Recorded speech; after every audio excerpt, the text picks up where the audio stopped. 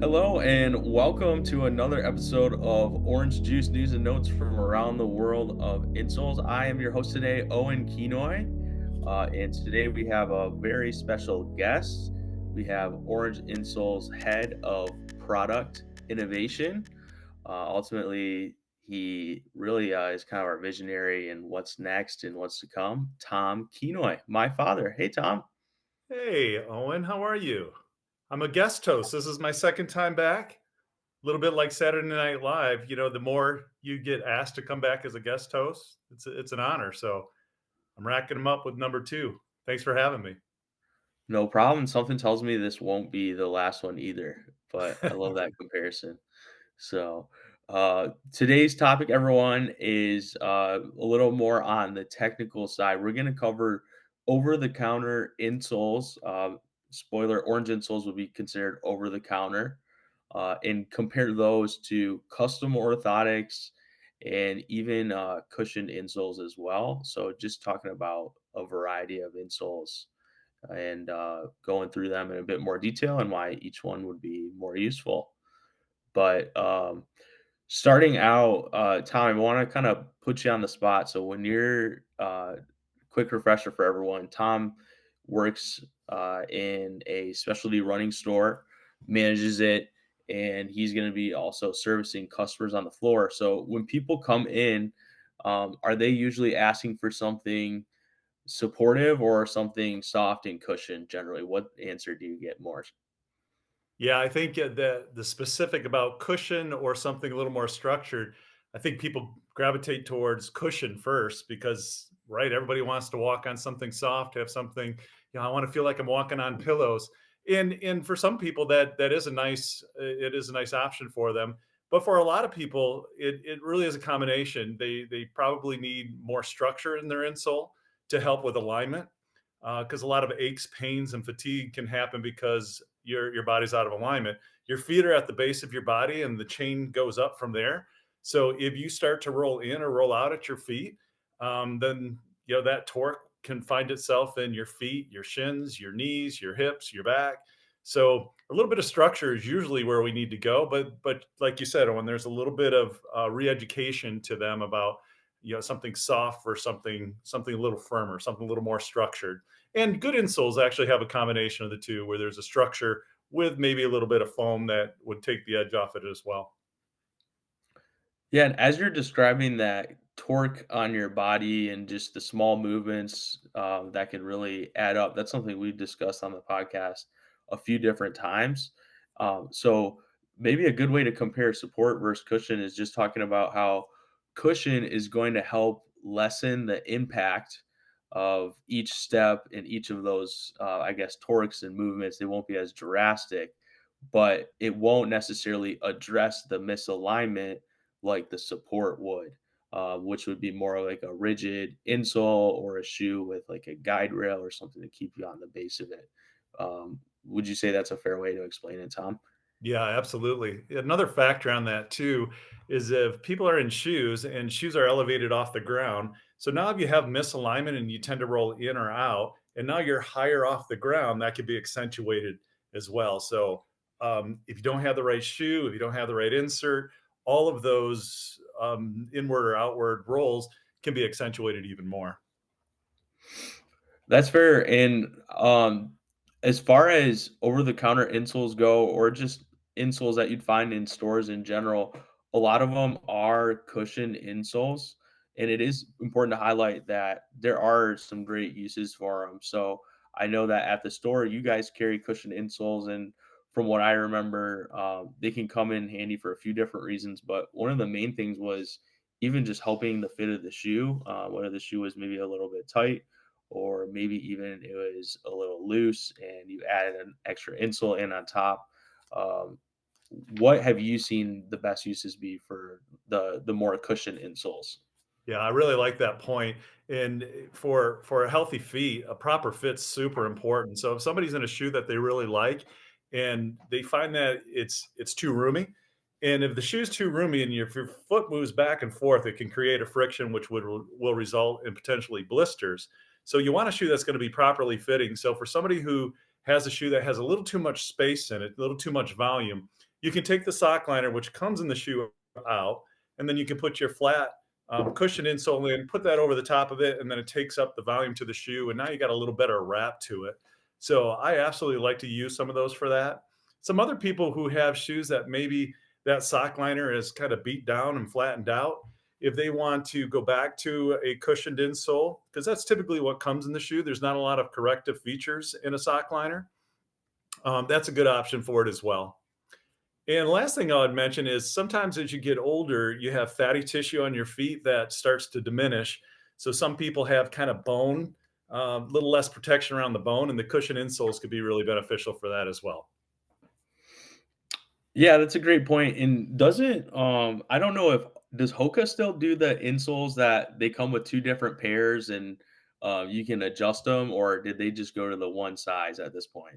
Yeah, they just have the one right now. Some companies have done that over time, though, where they'll give you one that's a little cushion and one that has a little more structure to it as well. But because it adds more cost to the shoe, a lot of manufacturers don't include that as an everyday feature or an option. Okay. And as far as uh different type of insole, you mentioned that a lot of the best insoles have a combination of cushion and support. Um, Obviously, I know the answer, but where would you say Orange Insoles kind of falls in this compared to like a hard supportive insole or like soft cushioned? How does it kind of stack up against some of these types? Yeah, well, we do have 4 different insoles right now that provide different support levels, but I'd say we're more on the structure side of things, where we really believe that, you know, people who may be struggling with injuries or fatigue, they really need to make sure that that foot is in alignment. So we concentrate on making sure that there is some support, some structure underneath the arch area, because most people will have a tendency if they roll in, if they have any misalignments, it's typically rolling in. So if you can post the inside part of your arch, that helps to keep your foot in alignment. We also have something that I think is pretty unique. You don't see it out there a lot. The metatarsal pad, which sits right behind your forefoot. The metatarsals are the long bones in your forefoot, and it sits behind those, and it helps to separate those and distribute weight more evenly as well. So our structure tends to concentrate more underneath the medial or the inside part of the foot, and then right behind that forefoot area. The other thing that we do that I think is really important is because it is a molded plastic piece and it can be firm, is we do put a layer of EVA foam over the top of it. Or in our new sport one, we put our O foam on it, which has a little more energy return, a little more shock absorption too. And that just helps to take the edge off. So you get a nice contour that you're feeling some structure to it, but it's not overly aggressive or abrasive. All great points. And one thing I was thinking about that we get questions a lot is, are your insoles designed for flat feet or higher arches, or how does that work? And the best way to answer that question is, our insoles really have a universal arch profile, is kind of how I like to describe it, where if you do have flat feet, generally you're going to start overpronating or rolling in on your foot, and that rigid arch profile is going to help prevent your foot from rolling in. So that's how it would help address flat feet. But then also with higher arches, it can put a lot of pressure on your forefoot and then your heel as well. So that arch profile, once again, is just going to help because it's going to more evenly distribute your weight across, again, your forefoot, your medial arch, and then also your heel as well. So there's kind of a few different ways that it can work, and that's why we like it so much. Is that it is pretty versatile. Our signature plastic shank is what I like to call it. So Mhm.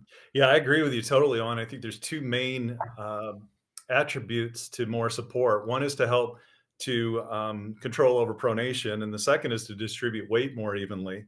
So for a flat foot, it may help a little bit more of that posting and get the alignment. But somebody with a high arch, and somebody may be sitting in a chair and look down at their foot and say, "Man, I have this really high instep. I have this high arch." But what happens when they stand up? Sometimes when they stand up, then that's when the arch gives. So even though when they're not weight bearing, it looks like they have a high arch, that may not always be the case when they are weight bearing. And to your point, a high arch foot tends to hold more pressure in the heel and the forefoot. And if you can come up and meet that arch, it will help to distribute the weight not only on the heel and the foot, but also along the arch area.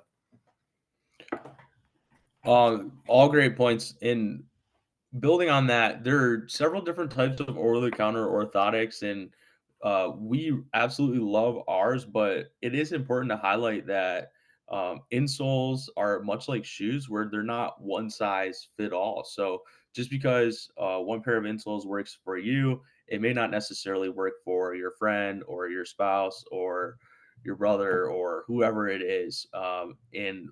So what again, when we talk to people about insoles, we do recommend them when possible to try a couple different kinds out. That's where going into a store like yours is really useful, because I know your routine at the store with different customers is to provide options and not just put one thing in their shoe or just bring out one pair of shoes. So even with insoles, maybe you're recommended to one style, but try another in as well, and maybe that type might work a little bit better with your foot or whatever it may be. Yeah, I totally agree with that on. It's super important for somebody who's in the market for inserts and over the counter inserts to try multiple brands. I just think there's different shapes, there's different nuances, and as we know, there are lots of different feet out there. So what works for one may not work for another, as you illustrated. But having that ability to try something comparatively, it'll help you to make the right decision for you. And one thing to highlight as well is many companies, if you're shopping online, like on our website, or if you go to a store, which again, shopping local is always what we recommend just to support that business. But it's important to know that a lot of the companies will have guarantees, meaning you can try the insoles and they understand that there's a chance it might not work for you. And in which case, you can return the product and shop for something else at a lot of places, or in some cases, even just get an outright refund. So that's where the over-the-counter orthotic could be a great thing to look at if you're just like, hey, I have some fatigue. I wonder if something like this could help me feel better, or I'm going to start training for an event coming up, and the extra mileage or wear and tear, it might be necessary just to have some better support in my shoes. So that is where an over-the-counter orthotic really could come into play. In transitioning a little bit, unless I Hey, have to say, Owen, if you don't mind, I just wanna make a quick yeah, mention on that. That is a really, really good point, is, most over-the-counter orthotics do have that guarantee of some sort. Orange Insoles is a 60-day guarantee, and the reason why it is so long is because sometimes it just takes a little while for you to get used to the insole. If you're not used to having some of the pressure in those areas, it may take you a while. So we would suggest for some people who put it in and say, "Gosh, I wore it, and after 2 or 3 hours, my foot started to fatigue." It's like, well, take that out, put the sock liner back in the rest of the day. The next day, hopefully, you can go a little bit longer. And it may take you 2 or 3 weeks to get used to them. Once they get used to them, everything's fine. So that's why you really need that extended trial period on your insoles, and the guarantee that if they don't work, they're going to come back. And we have had lots of success with Orange Insoles, but for some, it just doesn't work out. And we're really happy when somebody takes the time to give them a shot to see if they work for them. If not, we're going to take care of you on the back end. yeah, and then if they don't work out, next steps, we recommend often pretty early in whatever process it is, whether it's an ache or pain or whatever you have, to involve a medical professional like a podiatrist or orthopedist or a doctor and whatnot. And a lot of them will recommend an over-the-counter insert, but they also do have the ability to make custom orthotics as well. So, Tom, from what you've seen, what would maybe be the benefits of the custom orthotics, or reasons to maybe try those, of course, to an over-the-counter orthotic? Yeah, custom orthotics are typically made by potentially two different people. One is a podiatrist, somebody who is a medical doctor, and the other one is a podorthist. And a podorthist has extended training on developing insoles and understanding the foot and how it moves and operates, but it's not necessarily a medical professional. I have seen success with both podiatrist and podorthist on making orthotics. I do think what you get for some people, I think we've had some people, some medical professionals that say 90% of the injuries that they see uh, will can be resolved by an over-the-counter orthotic. But for some people, they just may have a foot or an injury or a situation going on that they're going to need just a little more attention and a little more maybe expertise on that. And one thing that you get with the orthotic is you get customization. So if they need to, they sometimes they'll take molds of your feet, or after you get it back, they can make tweaks and adjustments to it. So it's more customized to you. So there is absolutely a time and a place for a custom orthotic. I think it's when you get to that next level where you're just not finding relief, especially if you're trying over the counter orthotics. Yeah, and it's really cool some of the processes that they can go through to ultimately create those insoles. I know some of them they'll use like a 3D printer, but a lot of the times too, they end up. I think you mentioned this. They'll scan your foot, whether it's for different pressure points or to actually get a 3D image, and then they send that off to the lab, who then creates a mold, and then they ultimately end up with this customization. So it is really cool to see. And I was actually at we attend podiatry conferences, and there was a company there that had this technology ready to go on the spot, and they had doctors who would walk up, scan their feet, and then they were sending them samples after the fact. Just to try out and get an idea of how it would work for their patients. So there's all sorts of innovation, especially right now with all the AI and automation and whatnot. Yeah, yeah. One of the other differences I think if you're talking about orthotics and over-the-counter insoles is the price. So for that customization, it can range in between $300 and $600. Could be below that, could be above that, but that's probably a pretty good range for the customization. Where a lot of these over-the-counter insoles that have structure to them are going to be somewhere in between $45 and $60. So again, a really nice first step for the over-the-counter insole. But again, that customization piece, you'll pay for it. But hope if you're really struggling to find something that works for you, hopefully you find a solution through the orthotics. Yeah, and some people are in a position where they're willing to invest that money right away on their feet, but others just might not be in the same spot where that couple $100 is going to make a big difference. And if there is a solution that's going to help them, complete their fitness goals, or even just be able to finish their work shift or stay active, it is really important just to highlight the affordability of something like that. Yeah. Yeah. And the nice part is if you tried an over-the-counter orthotic and if it doesn't work out and you take advantage of the guarantee, then you get your money back and then you can do the next step if you want to. So I really like over-the-counter orthotics as a good first step for people. Yeah, and it is important to really make note that insoles can make a really big difference in someone's routine. We do absolutely encourage you to practice holistic health. So if you do have a lower extremity injury, we want you to stretch and then strengthen your muscles in your lower extremity and support your feet in that injury. But the reality is, you could even just put in insoles and go to work the next day. And we've had people leave reviews and whatnot saying, my back pain went away, my knee pain went away. I never could walk this far before, and I put these in my shoes, and now I'm walking further than I ever would have imagined. So there are just countless success stories that we see, whether it's our insoles or custom insoles or a cushion insole or whatever it may be. They really can make a large difference. Yeah, I think that's the most rewarding part about what we do is you really can change some people's lives for the better. Some people get instant relief. Some people it just takes a while. It takes a while for your body to get used to the insole, to get used to the alignment, for the inflammation to go down. So we love those instant success stories. But for some other people, we hear them a year later going, "Boy, I just stuck with them, and it felt really good after I got used to them and my body adjusted."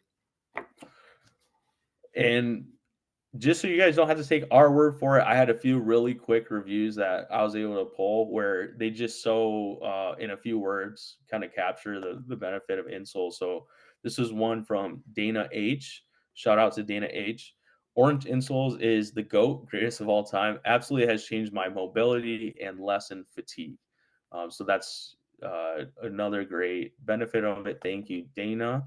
And then Sarah M from Michigan. Love these. Only thing that feels supportive for bad knees and back. So this absolutely highlights the part of, you're putting something in your shoes, but that doesn't mean it can only help your feet. It can help your knees. It can help your hips. It can help your back. It really is a tool. Insoles, that is, are a tool that you can use for a variety of different injuries. Tom, do you have any cool success stories or things that you've heard or had people tell you about the insoles or I the think you hit insoles in on a general? couple of I think you hit on a couple really good ones, though, and I think it again, it's just rewarding. And I'm just going to talk in general too, not necessarily about insoles or orange insoles, but what you put underneath your body, what you put on your feet, that is going to carry the load of your workday or your workout or whatever it is really important. Owen mentioned earlier, if you get a chance, go to a local running store, even if you're a walker. Running stores love anybody who is just about movement and wanting to do it in a better way. But to get people set up with what's going to work well for them, and then have them come back and to hear how they accomplished their first 5K, or they're finally able to get through their 40-hour work week without a bunch of pain, or they can now play with their grandkids again that they didn't think they would be able to. It's just super rewarding to have. It doesn't seem like it. It's not the top of mind for people, but if you can just know that what you put underneath your foot could really influence the way your entire body feels, it makes a big difference.